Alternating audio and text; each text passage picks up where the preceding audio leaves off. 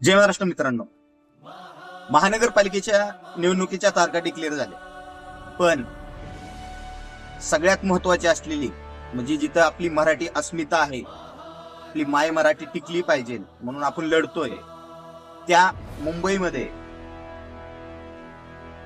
आपल्याला सगळ्यांना वाटतंय की मुंबईचा महापौर हा मराठी झाला पाहिजे. मग त्याच्यासाठी तुम्ही कुठल्याही पक्षात काम करत असाल तरी आपल्या नेत्याला ठणकावून विचारा की यावेळेस आपला उमेदवार कोण आहे आणि त्याला नगरसेवक पदाला हा मराठी उमेदवारच देण्यास भाग पाडा, तरच आपली माय मराठी आणि मराठी माणूस टिकेल. पटतंय का मित्रांनो? बघा, जय महाराष्ट्र.